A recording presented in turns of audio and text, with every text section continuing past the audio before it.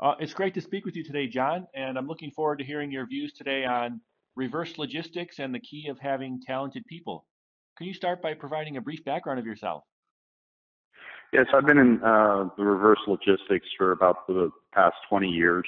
Um, came into supply chain management business and found myself in reverse logistics, and in that process have been exposed to many different types of commodity verticals. Ranging from marine, machine tools, electronic tests, um, medical, dental, scrap, uh, and in this, I've had a succession of different positions of increased responsibility.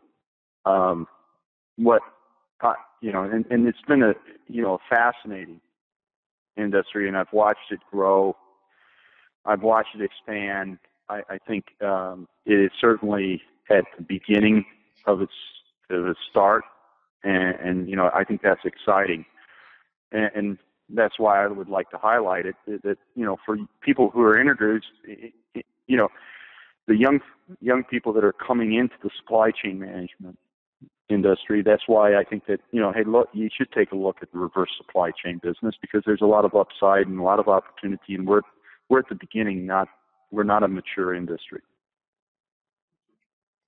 Thank So, you. My first question is how do you define reverse logistics, and is this definition evolving?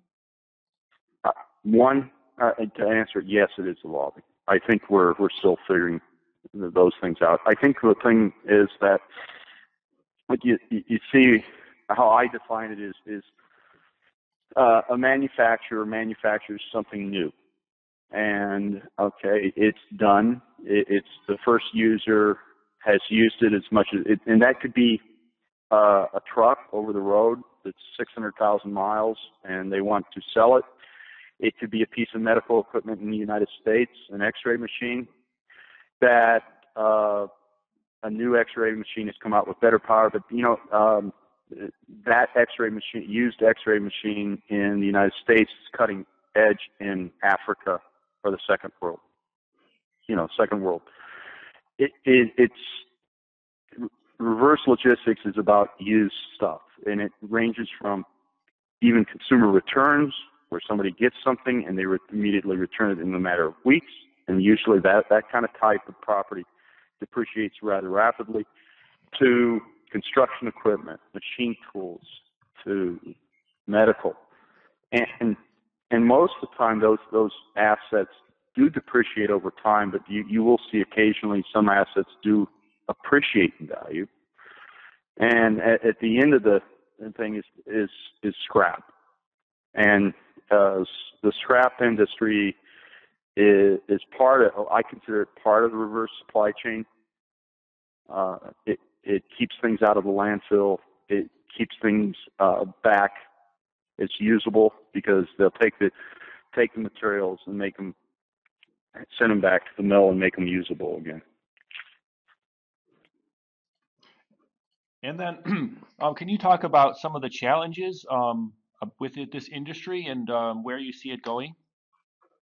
I think it's talent. We have to attract talented people to the business. I mean, overall, the supply chain business is, it's all about getting quality people, and and with that, the right people with the right experience. It can be people.